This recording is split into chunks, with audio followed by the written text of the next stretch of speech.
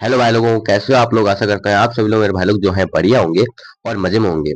आज मैं लेके आया हूँ 12th क्लास का एक्सरसाइज 10.2 का क्वेश्चन नंबर 13। इस क्वेश्चन में हमें क्वेश्चन ये कह रहा है, क्या कह रहा है क्वेश्चन क्वेश्चन ये कह रहा है, ये रहा, आप देख सकते हैं कि बिंदुओं ए और बी को मिलाने वाले ए से बी की तरफ दिष्ट सदिश की दिक् कोसाइन ज्ञात कीजिए। हमें दो बिंदु दिए गए हैं और वो कह रहा है कि ए को बी मिलाने वाले ए से बी की तरफ जो सदिश है उसका दिक् कोसाइन ज्ञात करना है। तो आप क्वेश्चन अटपटा दिए गए, डरो मत। हमें सिंपली ये कह रहा है कि ए बी वेक्टर का दिक् कोसाइन ज्ञात कीजिए। बस दिक् कोसाइन हमने 12वें क्वेश्चन में किया है। ये देखो, ये हमें वेक्टर दिया गया है, इसकी दिक् कोसाइन ज्ञात कीजिए। आप वापस से सीख लेंगे आज, कोई बात नहीं। तो हमें सिंपली ए बी वेक्टर सबसे पहले निकालना है और हमें पता है कि अगर कोई वेक्टर के अंतिम और प्रारंभिक बिंदु दिए गए, हमने पहले ही कर लिया, ये देखो, ठीक है। आ गया वो 500। एक सदिश जिसका प्रारंभिक और अंतिम बिंदु दिए गए उसका वेक्टर ज्ञात करना हमें आता है। कैसे कैसे ज्ञात करते हैं? x2 minus x1 plus y2 minus y1। z1 है तो z2 माइनस z1 कर दो, ठीक है। वैसे ही है। तो सबसे पहले हमें देखना पड़ेगा ए और बी हमें क्या दिया गया है, ठीक है ना। तो ए जो है, ए हमें दिया गया है, बिंदु ए दिया गया है हमें 1, 2 और -3। ये हमें ए दिया गया है। और एक हमें दिया गया है बी, बी हमें दिया गया है -1, -2, -1। ये हमें बी दिया गया है। अब ए बी कैसे निकालोगे आप? x2 minus x1, x2 minus x1। अब ये है हमारा वेक्टर, तो वेक्टर के लिए आई लगता है, दिशा है ना, तो दिशा में आई कैप लगा दो, प्लस y2 माइनस y1, दिशा जे जे कैप, आई कैप, जे कैप और के कैप, ठीक है, प्लस z2 माइनस z1, दिशा क्या हो जाएगी? के कैप। इस प्रकार से हम ए बी वेक्टर निकाल सकते हैं, ठीक है।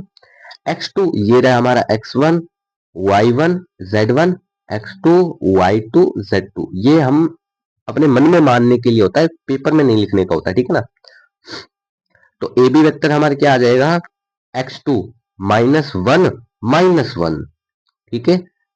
ये हमारा क्या हो गया? आई कैप, प्लस y2 -2 -2, ये हमारा हो गया जे कैप, प्लस 1 -3 है तो -3 यानी +3 हो जाएगा, माइनस माइनस प्लस हो जाएगा, ठीक है ना। और ये हमारा हो गया के कैप, ठीक है। तो इस प्रकार से ए बी हमारा वेक्टर क्या आया है? सबसे पहले हम ए बी वेक्टर निकालें। ए बी वेक्टर हमारा आया है -2 आई कैप, प्लस -4 जे कैप, ठीक है, प्लस का 4 के कैप। ये हमारा ए बी वेक्टर हमारे सामने निकल आता है। अब हमें कह रहा है कि इस ए बी वेक्टर के दिक् कोसाइन ज्ञात कीजिए, ठीक है। यहां तक तो हमने पिछले क्वेश्चन की सारा वो बेसिक था। अब दिक् कोसाइन कैसे ज्ञात होता है वो हमें पता है, पिछले क्वेश्चन में किया है, ठीक है। तो वापस से सीख लीजिए। दिक् कोसाइन होते हैं, 3 एंगल होते हैं। एक एंगल जो वेक्टर है वो, अगर जो वेक्टर है, मान लो मैंने आपको, चलो डायग्राम वापस से दिखा देता हूं, मैं नहीं रहने देता हूं, पिछले क्वेश्चन में हमने समझ रखा है डिटेल में। अगर मान लो ये कोई सदिश है, ये लाइन ड्रॉ की, ये कोई सदिश है, इसका रिजल्टेंट, इसका जो ए बी वेक्टर, इसका जो परिमाण है उसे मैं मान लेता हूं आर, ठीक है। ये ए हो गया, ये बी हो गया, ठीक है। अब ये जो वेक्टर है ना, ये ए बी वेक्टर जो z एक्सिस है उसके साथ कुछ एंगल पे होगी, जो y एक्सिस है उसके साथ कुछ एंगल पे होगी, और जो x एक्सिस है उसके साथ, इन तीनों एक्सिस के साथ कुछ एंगल पे होगी। तो मैं मानता हूं कि ये वेक्टर x एक्सिस के साथ जब एंगल पे होगी तो वो एंगल होगा cos अल्फा, और जब y एक्सिस के साथ किसी एंगल पे होगी तो वो एंगल होगा हमारा cos बीटा, और जब z एक्सिस के साथ होगी तो वो एंगल हो जाएगा हमारा cos गामा। बस ये एंगल ही हमारे दिक् कोसाइन कहलाते हैं, ठीक है। अब दिक् कोसाइन कैसे निकालते हैं? वो होता है a बटे आर, बी बटे आर और सी बटे आर। ए बी सी हमारे पास क्या है? ये जो भी हमने डायरेक्शन लिए ना, आई जे के, इनके जो गुणांक हैं, इनके जो मल्टीपल हैं वो हमारे हैं। जैसे यहां से हम देखेंगे तो ए हमारा क्या निकलेगा, हम इसकी बात कर रहे हैं ना, ए बी वेक्टर का दिक कोसाइन निकाल रहे हैं, तो ए हमारे क्या आ जाएगा, -2 आ जाएगा, ठीक है। और बी हमारे क्या आ जाएगा, जे के साथ जो है -4 आ जाएगा, और सी हमारा क्या आ जाएगा, सी बराबर 4 आ जाएगा, ठीक है। ये हमारे एबीसी की वैल्यू निकलती है, ठीक है, ये हमारी एबीसी की वैल्यू निकलती है। तो यहाँ पे पुट करने पर अब इनको हम एल एम और एन से भी दर्शाते हैं, ठीक है, एल एम एन, ठीक है। तो हमारा कॉस अल्फा क्या आ जाएगा, हमारा कॉस अल्फा ए है हमारा -2 बटे में आर।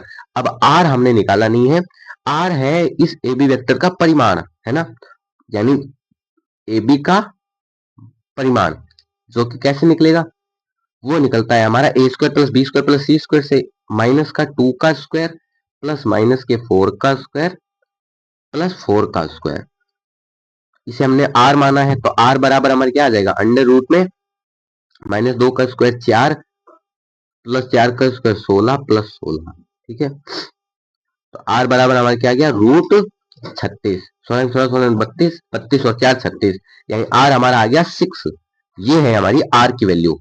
तो -2 बटे में क्या आ जाएगा, 6, ठीक है। ये क्या आ जाएगा, कटकुटा के 2 एकम 2 2 तिया 6, तो माइनस का 1/3 आ गया कॉस अल्फा, ठीक है, बराबर क्या है, एल। अब हम निकालते हैं कॉस बीटा। कॉस बीटा यानी ये जो वेक्टर है ये वाई एक्सिस के साथ जो एंगल पे है, ठीक है। तो ये हमारा है बी बटे आर, बी हमारा है -4, तो -4 बटे में 6, जो कि क्या हो जाएगा, 2 की टेबल से काटेंगे तो 2 दूनी 4 2 6, -2/3, और ये हमने क्या माना है, एम माना है। और हम निकालेंगे कॉस लास्ट में गामा, कॉस गामा यानी सी बटे आर, सी हमारा 4 है तो 4/6 आ जाएगा, जो कि आ जाएगा 2/3। ये हमारा क्या है, एन माना है हमने। तो हम यही हमारे दिक कोसाइन है, ठीक है। तो जब आंसर में हम लिखेंगे, हिंदी में लिखना होता है, तो वो क्या लिखेंगे, वो हम लिखेंगे इस प्रकार, इस प्रकार ए बी वेक्टर के दिक कोसाइन, ए बी वेक्टर के दिक कोसाइन एल एम एन है। ये आप हिंदी में लिखेंगे। यही हमारा आंसर है। वीडियो पसंद आई तो वीडियो को लाइक कीजिए, चैनल को सब्सक्राइब कीजिए। अगली वीडियो मिलता है, तब तक के लिए धन्यवाद।